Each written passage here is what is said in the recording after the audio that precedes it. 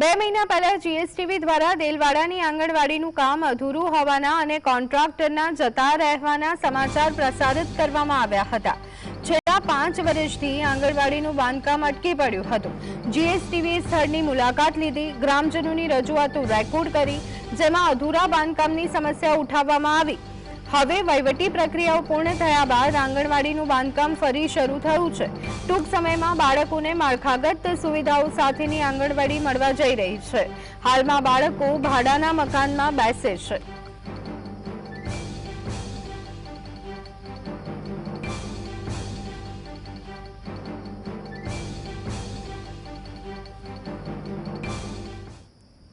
તો આ અંગે વધુ વિગત મેળવી લઈએ। સંવાદદાતા અલ્કેશ અમારી સાથે જોડાઈ ગયા છે। અલ્કેશ, જે રીતે જીએસટીવી અહેવાલ પ્રકાશિત કર્યો અને ત્યારબાદ આંગણવાડીનું કામ ફરી એક વખત શરૂ થયું છે, શું કહેવું છે હવે લોકોનું, જેઓએ તેમની વાત જીએસટીવી સમક્ષ મૂકી હતી અને ત્યાર પછી જીએસટીવીએ આખી એક મુહિમ ચલાવી અને ફરી એક વખત તંત્ર હવે કામે લાગ્યું છે, શું છે વિગતો?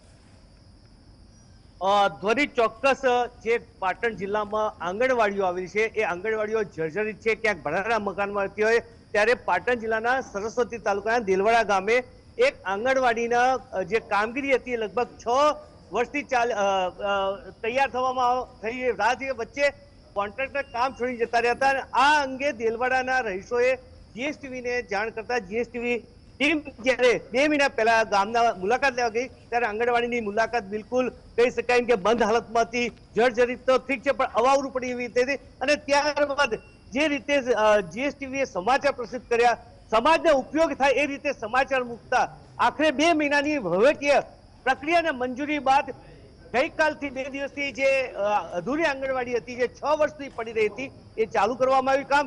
એને વિડીયો ત્યાંથી ગામવાળાઓએ મને જીએસટીવીને આપ્યો અને આભાર માન્યો હતો, ટેલિફોનિક આભાર માની કીધું કે સાહેબ આપે અહીંયા જીએસટીવીની ટીમ આવી અને જે રીતે આ કામગીરી કરી છે એને લઈને હવે આવનારા ટૂંક સમયમાં જ્યારે આંગણવાડીનું મકાન બની જશે ત્યારે જે ભાડાના મકાનમાં માળખાગત સુવિધાઓ વગર જે બાળકો અભ્યાસ કરી રહ્યા છે, બાળકો પોતે રમી રહ્યા છે, એ લોકોને હવે ક્યાંક ને ક્યાંક એક સારા મકાન મળશે। અને આમ ગ્રામજનોએ જે રજૂઆત કરી હતી કે આવી સમાજ ઉપયોગી જે કામગીરી હોય એનું ઉજાગર કરવા બદલ જીએસટીનો ધન્યવાદ વ્યક્ત કર્યો છે। પરંતુ આ તો એક સારી કામગીરી છે। હજુ તો આવી લગભગ કહી શકાય એવી 200 થી 250 આંગણવાડીઓ છે જેનું ત્વરિત સમારકામ અથવા તો એને કામગીરી હાથ ઉપર લે એવું જિલ્લાવાસીનું કહેવું છે। જે ધ્વનિ, જે આભાર અલ્કેશ સમગ્ર માહિતી આપવા।